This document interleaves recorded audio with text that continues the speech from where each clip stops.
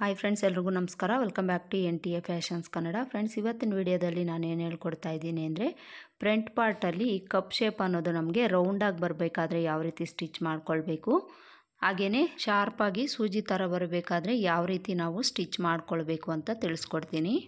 ಈ cup shape ಅನ್ನೋದು customers ಕೆಲವರು ರೌಂಡಾಗಿರಬೇಕು ಅಂತ ಕೇಳ್ತಾರೆ, ಇನ್ನು ಕೆಲವರು ಶಾರ್ಪ್ ಆಗಿರಬೇಕು ಅಂತ ಕೇಳ್ತಾ ಇರ್ತಾರೆ. ಈ ರೀತಿ ಕೇಳಿದಾಗ ನಾವು ಕೆಲವೊಂದು ಚೇಂಜಸನ್ನು ಮಾಡಿಕೊಂಡು ಡಾಟ್ಸನ್ನು ಸ್ಟಿಚ್ ಮಾಡ್ಕೊಳ್ಬೇಕು. ಕಸ್ಟಮರ್ಸ್ ಯಾವ ರೀತಿ ಕೇಳಿರ್ತಾರೋ ಅದೇ ಥರ ನಾವು ಸ್ಟಿಚ್ ಮಾಡಿ ಕೊಡಬೇಕು. ಆವಾಗಲೇ ನಮಗೆ ಕಸ್ಟಮರ್ಸು ಜಾಸ್ತಿ ಆಗ್ತಾ ಹೋಗ್ತಾರೆ. ಅವ್ರು ಹೇಳಿರೋ ಥರ ನಾವು ಸ್ಟಿಚ್ ಮಾಡಿ ಕೊಟ್ಟಿಲ್ಲ ಅಂದರೆ ಬರೋ ಕಸ್ಟಮರ್ನು ಸಹ ನಾವು ಕಳ್ಕೊಳ್ಬೇಕಾಗುತ್ತೆ. ಅದಕ್ಕೋಸ್ಕರ ಕಸ್ಟಮರ್ಸ್ ಯಾವ ರೀತಿ ಕೇಳಿರ್ತಾರೆ ಆ ರೀತಿ ನೀವು ಸ್ಟಿಚ್ ಮಾಡಿ ಕೊಡೋದಕ್ಕೆ ಆದಷ್ಟು ಟ್ರೈ ಮಾಡಿ ಫ್ರೆಂಡ್ಸ್. ಬನ್ನಿ, ಈಗ ತಡ ಮಾಡದೆ ನಾವು ಈ ಕಪ್ ಶೇಪ್ ಅನ್ನೋದು ರೌಂಡಾಗಿ ಬರಬೇಕಾದ್ರೆ ಯಾವ ರೀತಿ ಸ್ಟಿಚ್ ಮಾಡ್ಕೊಳ್ಬೇಕು, ಶಾರ್ಪಾಗಿ ಸೂಜಿ ಥರ ಬರಬೇಕಾದ್ರೆ ಯಾವ ರೀತಿ ಸ್ಟಿಚ್ ಮಾಡ್ಕೊಳ್ಬೇಕು ಅಂತ ನೋಡೋಣ. ನೋಡಿ, ಮೊದಲಿಗೆ ನಾನು ಕಪ್ ಶೇಪ್ ರೌಂಡಾಗಿ ಬರಬೇಕಾದ್ರೆ ಯಾವ ರೀತಿ ಸ್ಟಿಚ್ ಮಾಡ್ಕೊಳ್ಬೇಕು ಅಂತ ಒಂದು ಪಾರ್ಟಲ್ಲಿ ತೋರಿಸ್ತೀನಿ. ನೋಡಿ, ಇಲ್ಲಿ ನಾವು ಆಲ್ರೆಡಿ ಕಟ್ ಮಾಡ್ಕೊಳ್ಳೋವಾಗ ಡಾಟ್ಸನ್ನು ಮಾರ್ಕ್ ಮಾಡ್ಕೊಂಡಿರ್ತೀವಿ. ನಾರ್ಮಲ್ ಆಗಿ ಈ ಡಾಟ್ಸ್ನ ಲೆಂತನ್ನು ನಾವು ಒಂದು 2.5 ಇಂಚು ತಗೊಂಡಿರ್ತೀವಿ. ಆರ್ಮೋಲ್ ಡಾಟ್ ಮಾತ್ರ ಇವೆರಡರ ವಿಡ್ತನ್ನು ನೋಡಿಕೊಂಡು ಈ ಲೆಂತನ್ನು ತಗೊಳ್ತೀವಿ. ಈ ಲೆಂತ್ಗೆ ನಾವು ಡಾಟ್ಸನ್ನು ಸ್ಟಿಚ್ ಮಾಡ್ಕೊಂಡಿದ್ದೀವಿ ಅಂದರೆ ಕಪ್ ಶೇಪ್ ಅನ್ನೋದು ನಮಗೆ ಆಟೋಮೆಟಿಕಲಿ ರೌಂಡ್ ಶೇಪ್ ಅನ್ನೋದು ಬರುತ್ತೆ ಫ್ರೆಂಡ್ಸ್. ನೋಡಿ, ಇಲ್ಲಿ ನಾನು ಕಟ್ ಮಾಡ್ಕೊಳ್ಳೋವಾಗ ಏನು ಮಾರ್ಕ್ ಮಾಡ್ಕೊಂಡಿರ್ತೀನೋ ಡಾಟ್ನ ಲೆಂತು ಅಲ್ಲಿಗೆ ಮಾರ್ಕ್ ಮಾಡಿಕೊಂಡು ಸ್ಟಿಚ್ ಮಾಡಿ ತೋರಿಸ್ತೀನಿ. ನೀವೇನಾದರೂ ಡಾಟ್ನ ಲೆಂತು ಹೆಚ್ಚು ಕಡಿಮೆ ಮಾಡ್ಕೊಂಡಿದ್ರೆ ಕರೆಕ್ಟಾಗಿ 2.5 ಇಂಚ್ ಇರೋ ಥರ ಮಾರ್ಕ್ ಮಾಡ್ಕೊಳ್ಳಿ. ಆರ್ಮೋಲ್ ಕಡೆ ಡಾಟ್ನ ಲೆಂತನ್ನು ನೀವು ಇವೆರಡರ ಬೇಸ್ ಮೇಲೆ ಇಟ್ಕೊಳ್ಳಿ. ಅಂದರೆ ಇವೆರಡರ ವಿಡ್ತನ್ನು ನೋಡಿಕೊಂಡು ಅಷ್ಟೇ ವಿಡ್ತು ಇಲ್ಲಿ ಇಟ್ಕೊಂಡಿದ್ದೀರಿ ಅಂದರೆ ಕರೆಕ್ಟಾಗಿ ಆರ್ಮೋಲ್ ಕಡೆ ಡಾಟ್ನ ಲೆಂತ್ ಸಿಗುತ್ತೆ ನಿಮಗೆ. ಈ ಥರ ಮಾರ್ಕ್ ಮಾಡ್ಕೊಳ್ಳಿ.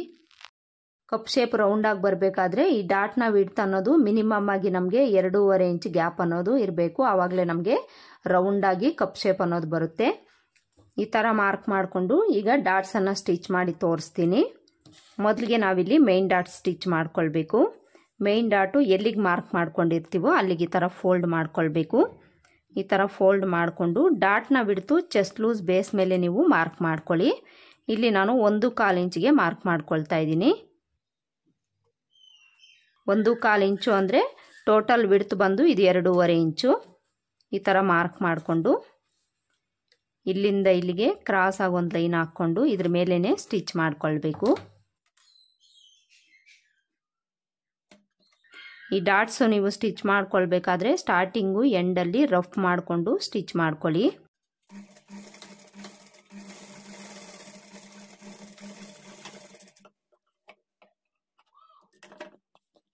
ಮೇನ್ ಡಾಟ್ ಸ್ಟಿಚ್ ಮಾಡ್ಕೊಂಡಾಯ್ತಲ್ಲ, ಈಗ ಉಕ್ಸ್ಪಟ್ಟಿ ಕಡೆ ಡಾಟ್ನ ಸ್ಟಿಚ್ ಮಾಡ್ಕೊಳ್ಬೇಕು.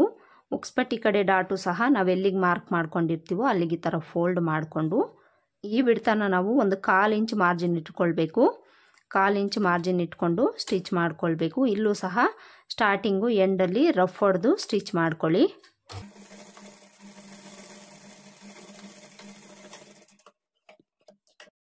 ಈಗ ಆರ್ಮೋಲ್ ಡಾಟನ್ನು ಸ್ಟಿಚ್ ಮಾಡ್ಕೊಳ್ಬೇಕು.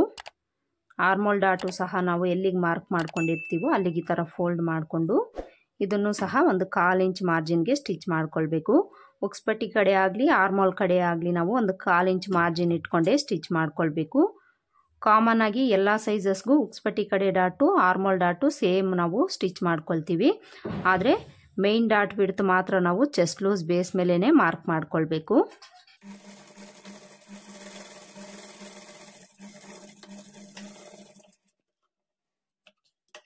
ನೋಡಿ, ಇಲ್ಲಿ ನಾನು 3 ಡಾಟನ್ನು ಸ್ಟಿಚ್ ಮಾಡ್ಕೊಂಡಾಯ್ತು. ಈಗ ಕಪ್ ಶೇಪ್ ಯಾವ ಥರ ಬಂದಿದೆ ಅಂತ ತೋರಿಸ್ತೀನಿ.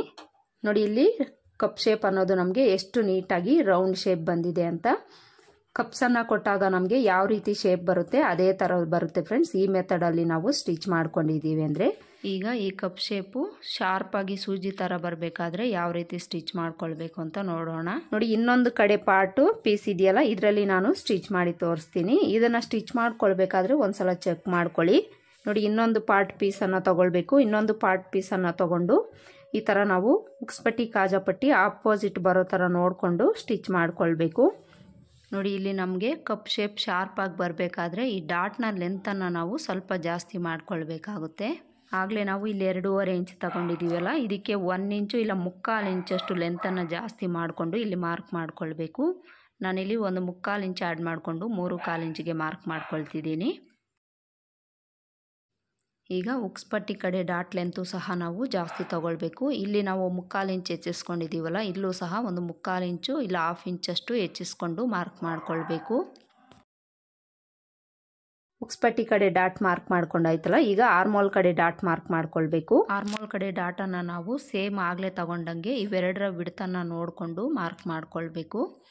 ಇದರ ವಿಡ್ತು 2 ಇಂಚ್ ಇದೆ ಅಂದರೆ ಈ ಮೇನ್ ಡಾಟ್ಗೂ ಇದಕ್ಕೂ 2 ಇಂಚ್ ವಿಡ್ತಿರೋ ಥರ ಮಾರ್ಕ್ ಮಾಡಿಕೊಂಡು ಈ ಲೆಂತನ್ನು ನಾವು ಮಾರ್ಕ್ ಮಾಡಿಕೊಂಡು ಸ್ಟಿಚ್ ಮಾಡ್ಕೊಳ್ಬೇಕು.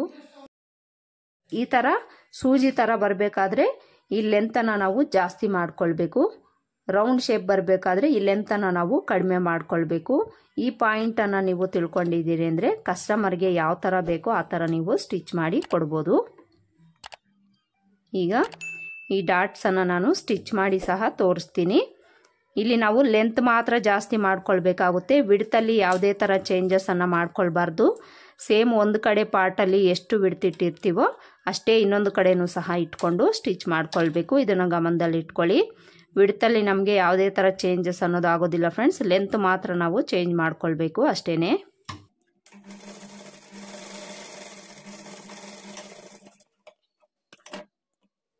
ಈಗ ಉಕ್ಸ್ ಪಟ್ಟಿ ಕಡೆ ಡಾಟು ಈ ಥರ ಫೋಲ್ಡ್ ಮಾಡಿಕೊಂಡು 1/4 ಇಂಚ್ ಮಾರ್ಜಿನ್ಗೆ ಸ್ಟಿಚ್ ಮಾಡ್ಕೊಳ್ಬೇಕು.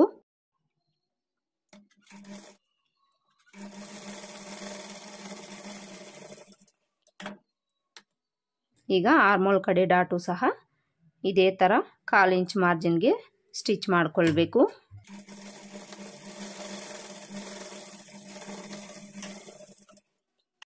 ನೋಡಿ, ಇಲ್ಲಿ ನಾನು 3 ಡಾಟನ್ನು ಸ್ಟಿಚ್ ಮಾಡ್ಕೊಂಡಾಯ್ತಲ್ಲ. ಈಗ ಈ ಶೇಪ್ ಯಾವ ಥರ ಬಂದಿದೆ ಅಂತ ತೋರಿಸ್ತೀನಿ.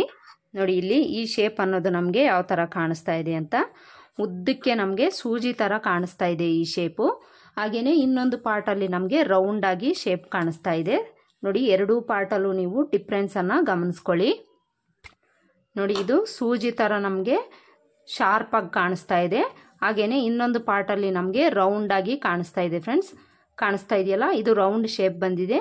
ಈ ಪಾರ್ಟಲ್ಲಿ ನಮಗೆ ಸೂಜಿ ಥರ ಶಾರ್ಪಾಗಿ ಕಾಣಿಸ್ತಾ ಇದೆ. ಇದು ಪ್ಲೈನ್ ಬ್ಲೌಸ್ ಆಗಿರೋದ್ರಿಂದ ಈ ಕಪ್ ಶೇಪ್ ನಿಮಗೆ ನೀಟಾಗಿ ಕಾಣಿಸ್ತಾ ಇಲ್ಲ. ಅದೇ ಲೈನಿಂಗ್ ಬ್ಲೌಸಲ್ಲಾದರೆ ನಿಮಗೆ ಈ ಶೇಪು ನೀಟಾಗಿ ಕಾಣಿಸುತ್ತೆ. ಈ ಥರ ಸೂಜಿ ಥರ ಬೇಕು ಅಂದರೆ ನೀವು ಈ ಮೆಥಡ್ ಫಾಲೋ ಮಾಡಿಕೊಂಡು ಸ್ಟಿಚ್ ಮಾಡ್ಕೊಳ್ಳಿ.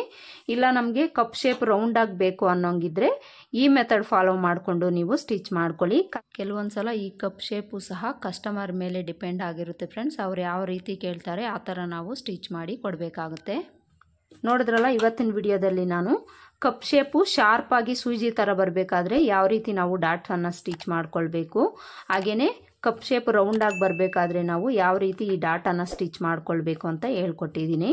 ಹೋಪ್ ಈ ವಿಡಿಯೋ ನಿಮಗೆ ಇಷ್ಟ ಆಯಿತು ಅಂತ ಅಂದ್ಕೊಳ್ತೀನಿ. ಇಷ್ಟ ಆಗಿದ್ರೆ ವಿಡಿಯೋಗೊಂದು ಲೈಕ್ ಕೊಡೋದನ್ನು ಮರಿಬೇಡಿ. ಮತ್ತೆ ಸಿಗೋಣ ಮುಂದಿನ ವಿಡಿಯೋದಲ್ಲಿ. ಅಲ್ಲಿವರೆಗೂ ನಮಸ್ಕಾರ. Thanks for watching.